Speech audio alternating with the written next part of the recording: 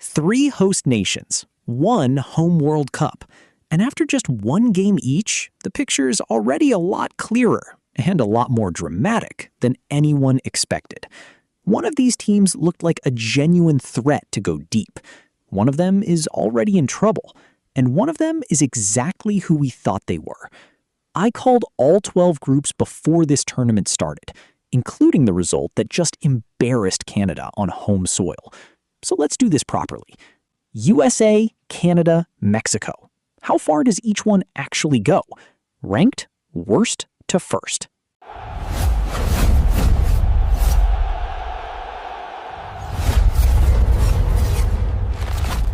Number 3, Canada. And I'm sorry, Canada, but the home World Cup has not started the way you dreamed. Here's what actually happened in Toronto. Bosnia, written off by almost everyone, went ahead in the 21st minute through Jovo Lukic, his first ever international goal. Canada huffed, Canada puffed. Jonathan David, their record scorer, couldn't beat the keeper. And it took until the 78th minute for super sub Sile Lauren to come off the bench and rescue a 1-1 draw, 121 seconds after he stepped onto the pitch. Now, credit where it's due. That point is historic. It's the first World Cup point Canada have ever earned. They'd lost all 6 of their previous World Cup games across 1986 and 2022. So a draw is, technically, progress. But let's be honest about what this was. A host nation, at home, in front of their own fans, drawing their opener against a team most people had in the bottom pot. And they did it without Alphonso Davies, their best player, who's injured. They came within minutes of becoming only the second host nation in history to lose their opening game. And the group does not get easier. Switzerland, who I picked to win this group, are the class of the field. Qatar are up next on Thursday, and that is now a game Canada simply have to win. Drop points there, and a home World Cup could be over before the final round of group games. So how far does Canada go? For me, and I'd love to be wrong, this is a group stage exit, or a round of 32 appearance at the absolute best if Davies comes back and drags them through.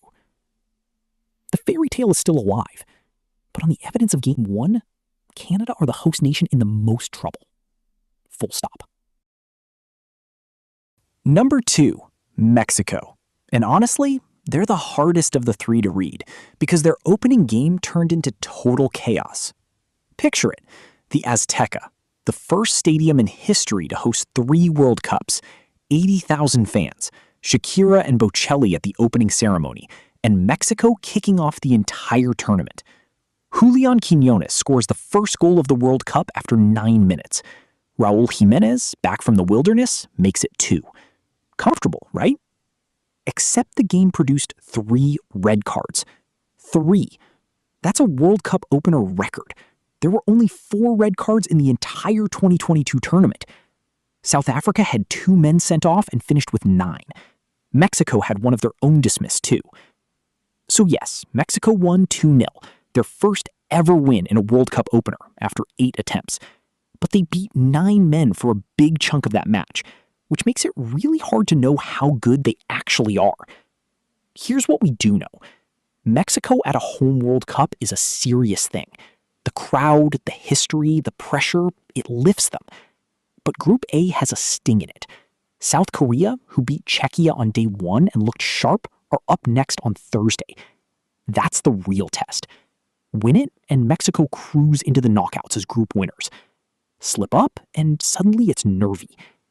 My call on Mexico, they get out of the group, comfortably enough, and the round of 16 is realistic.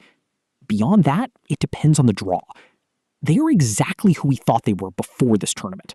A solid, dangerous, top 16 team riding a wave of home support. Not favorites, not in trouble, right in the middle, which is precisely why they're number 2. Which brings us to number 1, the United States. And buckle up, because this is the one that's got everyone talking. In Los Angeles, in front of 70,000 fans, in the first World Cup match on U.S. soil in over 30 years, the USA didn't just win, they sent a message. 4-1 against Paraguay, their joint biggest World Cup victory ever, from a team that had never even scored more than 3 goals in a World Cup game. And it was the manner of it. Christian Pulisic was running the show, forcing the early own goal inside 7 minutes. Folarin Balogun, first World Cup of his career, scored twice before halftime. The second, a gorgeous curling finish into the top corner with his weaker foot. That brace made him the first American to score twice in a World Cup game since 1930. 1930! And then, with the literal last kick of the match, Gio Reyna came off the bench and bent in an outrageous trivela just to rub it in. 4-1. Now, the caveat, because I'm not going to lie to you for views. It was Paraguay, not Brazil. Pulisic came off at halftime, though that was just precaution, and Pochettino says he's fine. One brilliant night doesn't win you a World Cup. But here's why it matters. This USA team has firepower it's never had before. Pulisic, Balogun, Reyna, all clicking at the same time. And the easiest remaining path of any host. Beat Australia on Friday, and they're as good as into the knockouts. Turkey are the one team in that group I genuinely respect.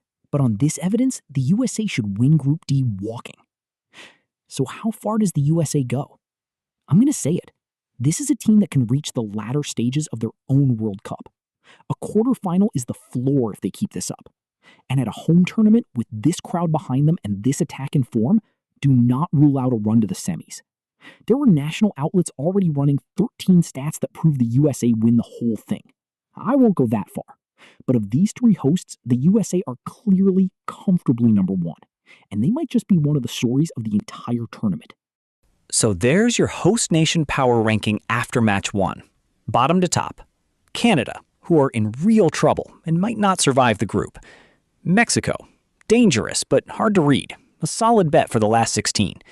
And the USA, top of the pile, playing the best football of any host and a genuine threat to go deep. And here's the thing that should worry the rest of the world. That's after one game. The hosts have home crowds, familiar conditions, and the shortest travel of anyone in a tournament spread across an entire continent. If the USA keep this up and Mexico find their rhythm, two of these three could be there at the business end of this thing. I'm tracking every one of my pre-tournament predictions as we go. The calls I'm nailing and the ones I'm getting wrong. If you want to see whether these calls hold up, whether the USA really do go deep, whether Canada can save their tournament against Qatar on Thursday, whether the USA put Australia away on Friday, subscribe, because I'm covering every twist of this World Cup as it happens. My full report card on all 12 group predictions drops at the end of the week. And tell me in the comments, which of these three hosts goes the furthest? I've made my call. Now I want yours.